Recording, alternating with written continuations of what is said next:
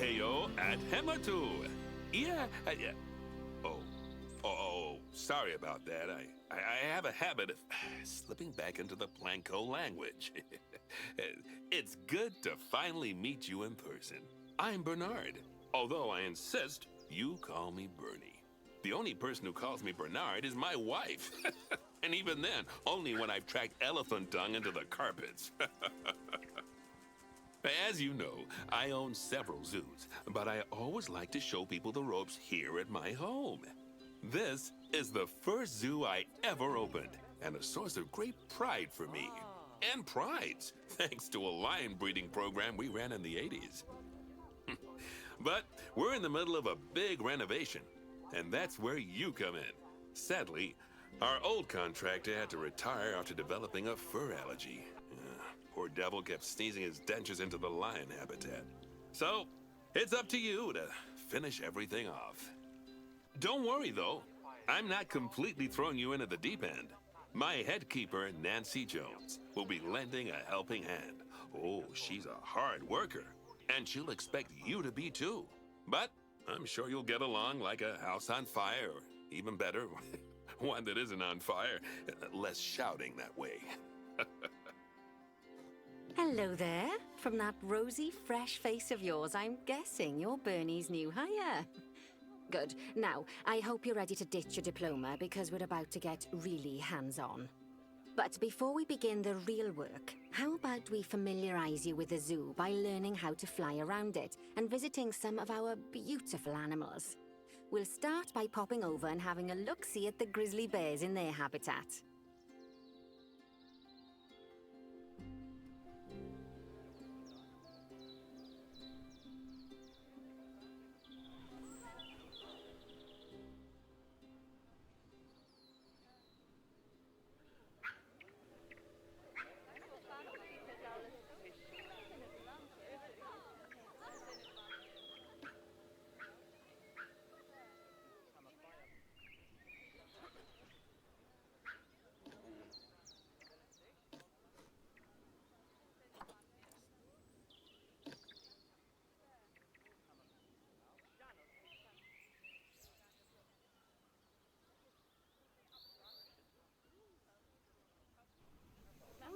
Did you know that grizzly bears, also known as Ursus arctos horribilis, can hibernate for up to 7 months a year?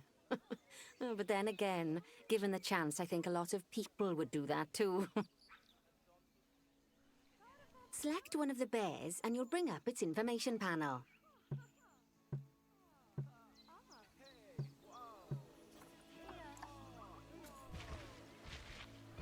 See now, this is a fantastic way to get a close look at your animals. You can also get this view of an animal by simply double-clicking on it. Okay, when you're ready, let's pop over to the other side of the zoo and take a look at the lions. I've marked their location for you to find. Panthera leo leo, or the West African lion to you and me. Lions are the most social of the big cats, and there can be as many as 40 lions in a pride, although prides of that size are pretty rare. As Bernie would say, those lions are awesome, which is precisely why I handle the training instead these days. Anyway, how about we get started on those objectives? Come on, let's head over to an empty habitat and see what needs doing there.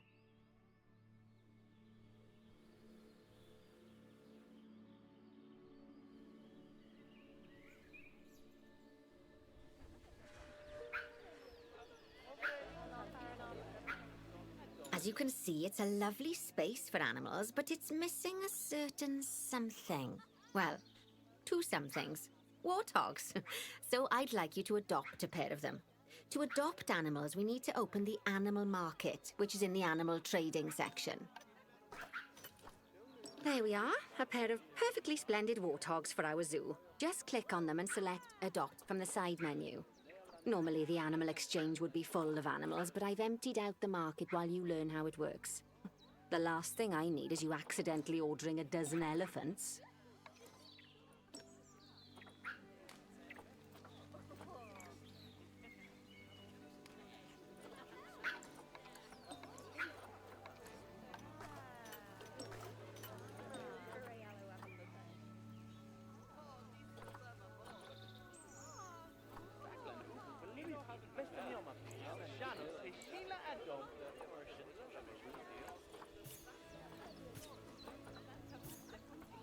When you adopt an animal, it's automatically placed in the trade centre, where they're held until you're ready to move them into their habitat, which, as it happens, you are. So how about you move them into their new home?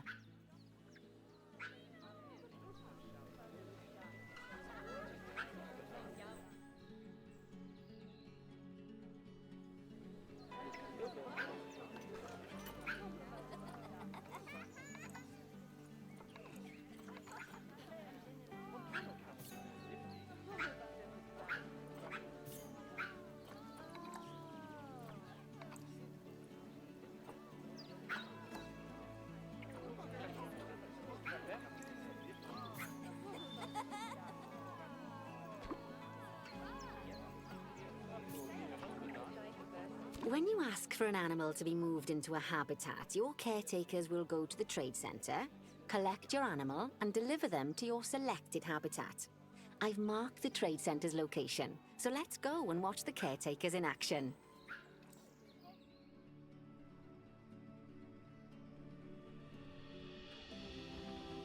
Well, as you can see, those caretakers don't hang about. They'll move those animals to their destination as fast as possible. Of course, normally we'd have to place the animals into quarantine before moving them into a habitat, but I am assured by a person of good standing that these warthogs are in the very rudest of health. Right, let's get the warthog's habitat finished up so we can keep them nice and happy. You see, each animal in the zoo has an overall welfare statistic, basically how happy they are. And that overall welfare statistic is itself comprised of 4 different areas: nutrition, social health, habitat, and enrichment. Luckily, if you select an animal, you'll bring up their animal welfare information panel, which we saw earlier, where you can see how they're doing. That way, you'll know exactly what areas need to be addressed. Don't worry if that's a lot to remember. You can always check the Zoopedia for more information. Let's start by making sure we're taking care of the warthog's nutrition welfare. To do this, we'll need to place a food station and a drinking station. Now, each animal requires a different type of feeding station. And for the warthogs, it's a small feeding trough. So let's add one of those and a water bowl.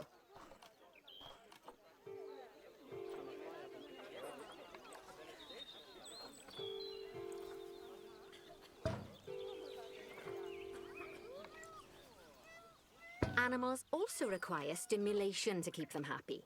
Let's add a lovely mud bath for the warthogs to roll around in. That bath will count towards their enrichment welfare, specifically their toy enrichment welfare.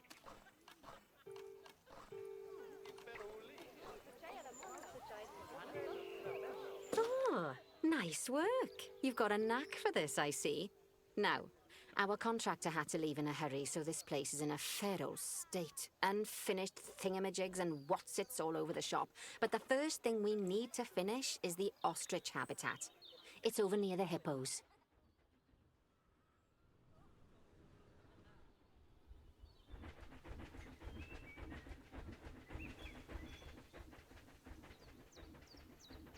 Oh, before we actually start building our ostrich habitat, let's pause the game.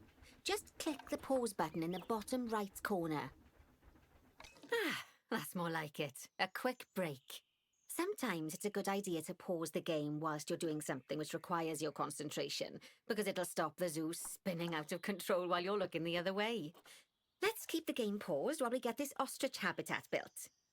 Okay, job number 1 here is to add a habitat gate before we complete the barrier. Every habitat needs a habitat gate. After all, how else would the keepers get in and out?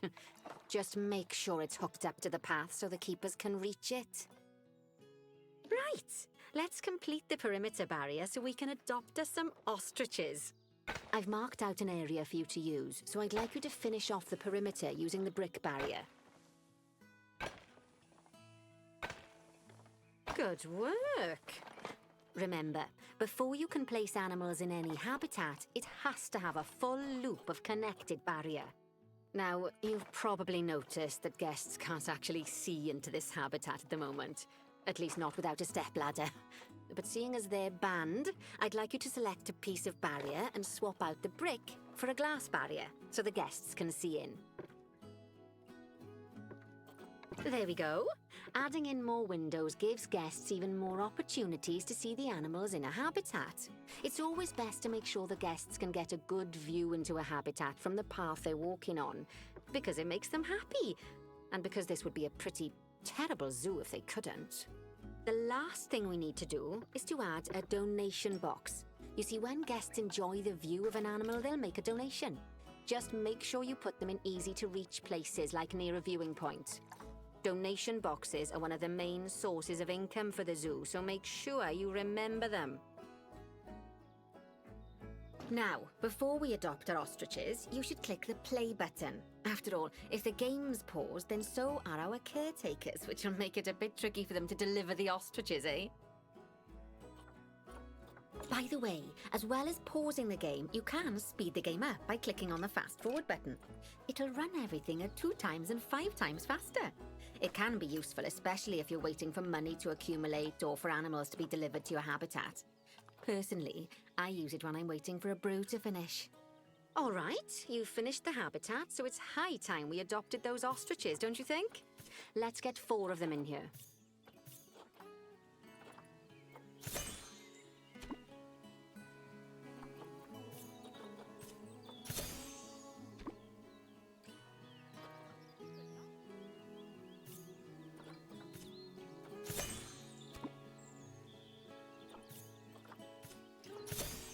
While we wait for them to be collected by the caretakers and brought to the habitat, you should get it ready for them. Add a suitable feeding station, water station, and an appropriate food enrichment item. It's often best to place things like enrichments and feeding stations near to the habitat perimeter, so guests can get a really good view of the animals.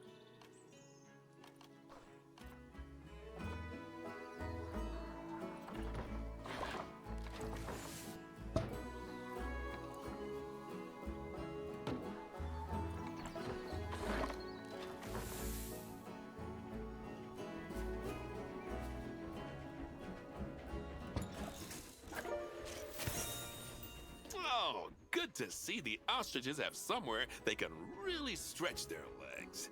Did you know they can actually run at 43 miles per hour? Oh, heaven forbid they ever escape. The speed camera fines alone would bankrupt us. Well, Bernie certainly seems impressed. Did you do his speed camera joke? Every time we get an ostrich. So, now we've made the ostriches' lives a bit better, let's do the same for the keepers, shall we?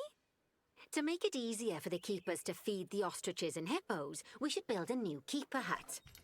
Keeper huts are where the keepers prepare the food for animals, so they should be placed near to the habitats to make sure the keepers don't waste their time walking when they should be looking after the animals. You'll need to rotate the keeper hut to get it to connect up to the path.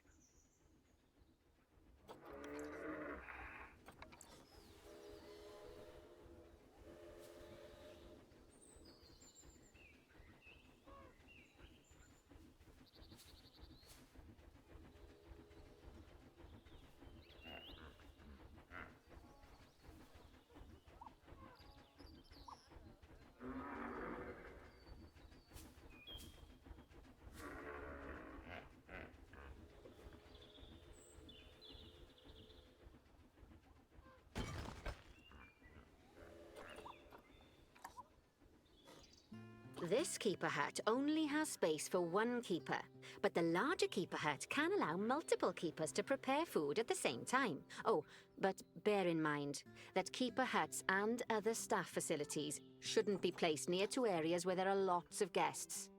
Guests don't like seeing facility buildings, and it can affect their happiness. Negatively. In case that wasn't clear. Something that all facilities, shops, and a whole host of other objects need is power. And that obviously includes your newly built keeper hut. So let's place a transformer next to it, shall we? Now, the reason everything has gone blue is because you're using the power heat map. This map allows you to see what is and what isn't powered in your zoo. So once you've placed your transformer, you can click in the bottom left to turn the heat map off. Lovely work. Now the keepers can start using the hut to prepare food, and thanks to where you've put it, they won't need to walk very far to deliver it to the ostriches and hippos. Let's get on to your next objective then. Bengal tigers. We want to adopt some, but I'm afraid there's nothing ready for them yet. Head on over to the plot of land I've marked out. It's not too far away. Righty, your next job is to build a habitat from scratch. And concrete and glass, I expect. So go ahead and build it. Just make sure that the habitat includes that big hole we've dug. Oh, and don't forget to add a habitat gate to the barrier. Oh, and make sure the guests will be able to see the tigers.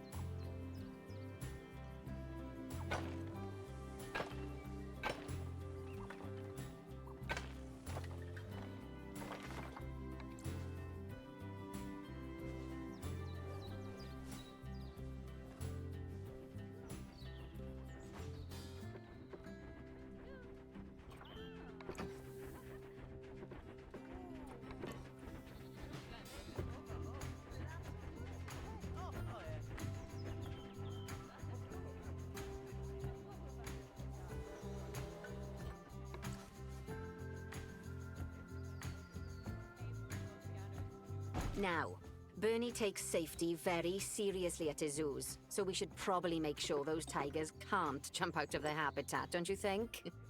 The way we'll do it is by changing the height of the habitat's barrier. Okay then, you should start by double-clicking the habitat barrier, which will take you into barrier editing mode. Now that the habitat is in place, don't forget to put down a donation box near to your viewing areas.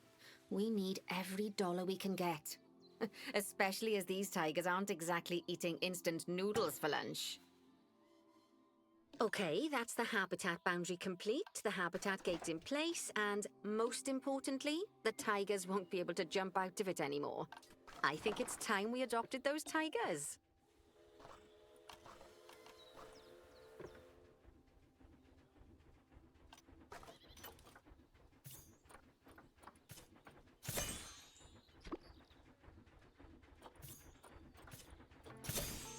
Whilst our trusty caretakers collect and deliver the tigers, let's take a look at preparing the habitat for their arrival. We'll start with the basics. Add a suitable feeding station for them. This time, instead of adding a water bowl, let's try something different. Some animals need a pool in their habitat so they can go for a swim, but they can also use it to drink from. All you have to do is make sure the banks of the pool have a gentle slope so they can easily get a nice, refreshing drink. There's already a pool excavated, but you still need to fill it with water. You should do that by going into Terrain and selecting the water tool. Yes, that'll do nicely. Of course, just like the warthogs and ostriches, these tigers will also need some enrichment. Why don't you add some suitable toy and food enrichment items into their habitat?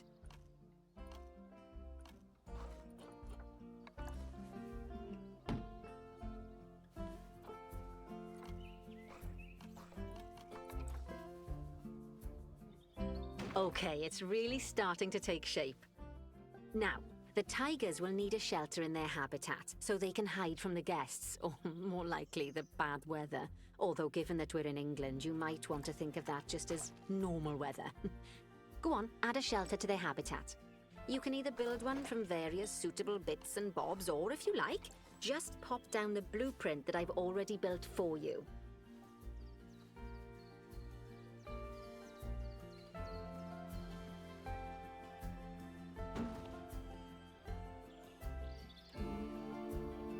poor dabs. I'm sure it can't have escaped your attention that the tigers look a bit miffed. That's because they aren't too keen on the type of terrain in their habitat. Select a tiger and bring up its information panel. Rightio, click on the Terrain tab. That way you can view the terrain information and see how they feel about the different types of terrain. That'll tell you what the tigers need more of or less of in this habitat. Okay then, open the Terrain Editing tool, select Painting, and give them some more soil. Yes, that should help with the habitat part of their welfare.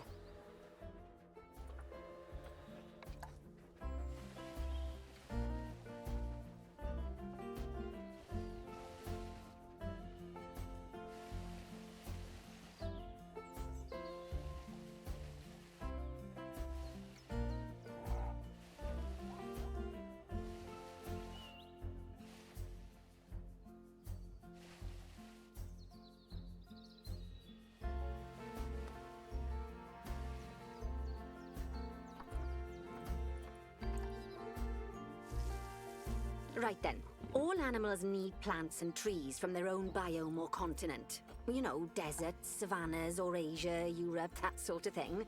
It looks like these tigers need a few more plants in their habitat. To get a perfect fit, use plants from the rainforest and temperate biomes that are native to Asia. Although if you have to, you can get away with using just one or the other. The tigers will also want a certain amount of their habitat to be covered by those plants.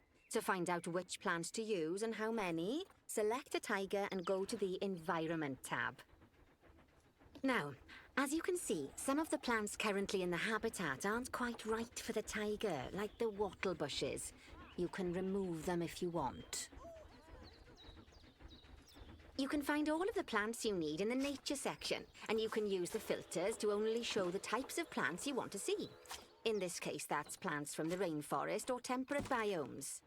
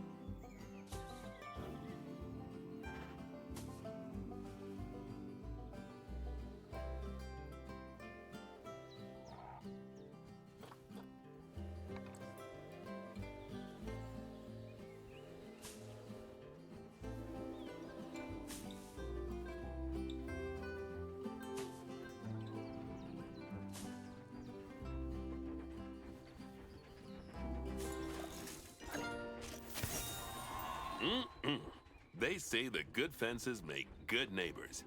I guess that's doubly true when one of the neighbors is a Bengal tiger.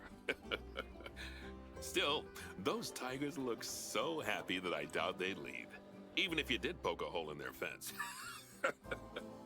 Oh, but for heaven's sake, don't test that theory. Right, let's head over to the Indian peafowls. I've been told that we need to improve their social welfare.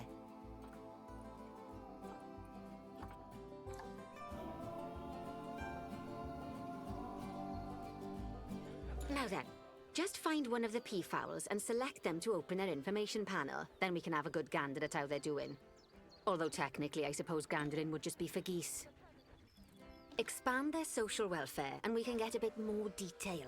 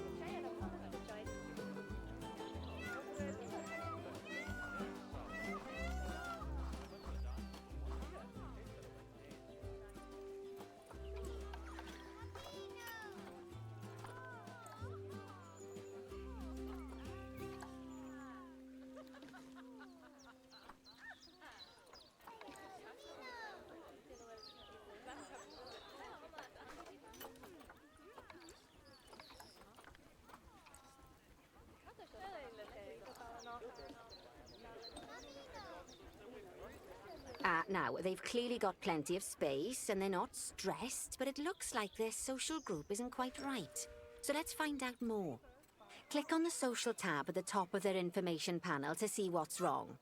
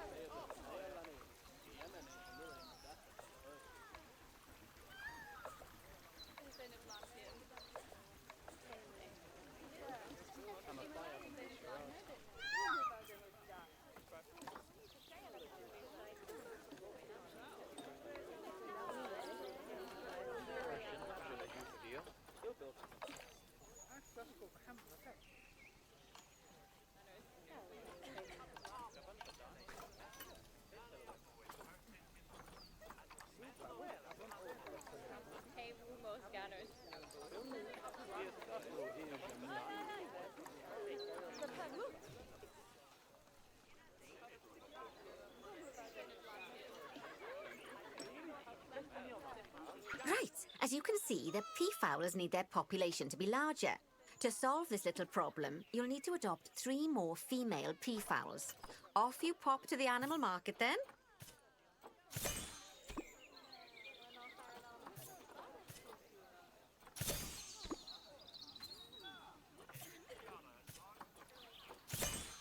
Good work on those peafowls. I expect they'll be delivered soon.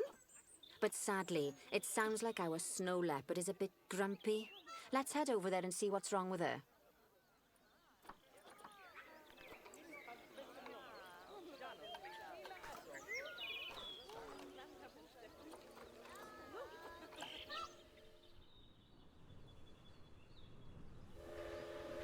Just like people, animals can suffer from stress if things aren't quite right. You know, like when you see someone put in the milk before the tea bag. In the case of these snow leopards, they're a bit stressed by their lack of privacy. You can lower their stress levels by swapping out the normal glass barrier by their cave for one-way glass. It's not a cheap option, but I think they're worth the expense, don't you? This will give the snow leopards somewhere to go when they want to get away from the prying eyes of the guests.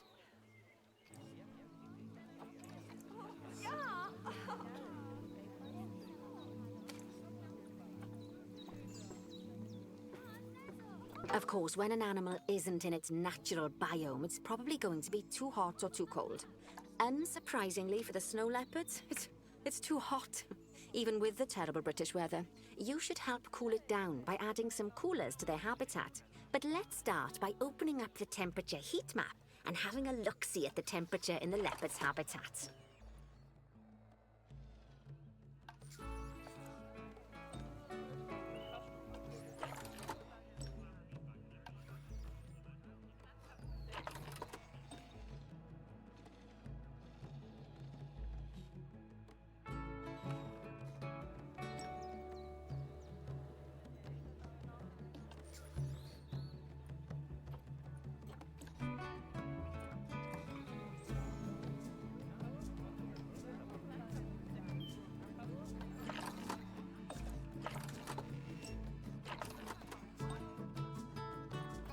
As you can see, we already have one cooler in there. Let's pop some more down and get as much of the habitat as chilly as we can. Luckily for us, this habitat already has power, but you'll need to make sure of that in the future. Just so you know, if any part of a habitat is powered, then the whole habitat will be powered.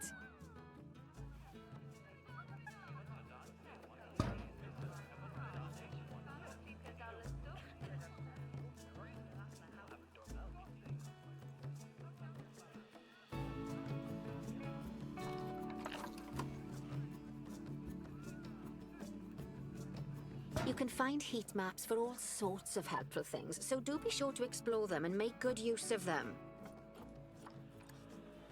It'll take a little while for the temperature to adjust once you've added coolers or heaters, but now we've got the coolers in, we can address the leopard's terrain welfare.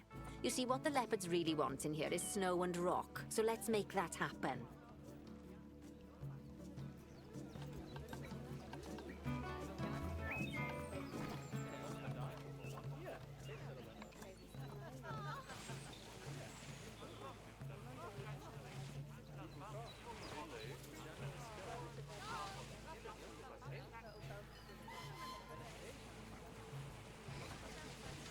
Now then, all of that should give you a pretty good understanding of how to make animals happy. So I'd like you to go and check on all the other animals in the zoo and fix up any issues with their habitats. That'll increase the average welfare of the animals across the whole zoo. And that average welfare is a very important statistic.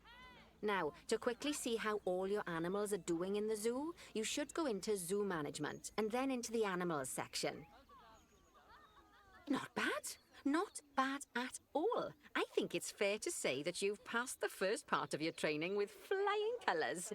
There's still lots more to learn, but we'll have to head to another one of Bernie's zoos for that. If you want to grab your passport, we'll head off, shall we?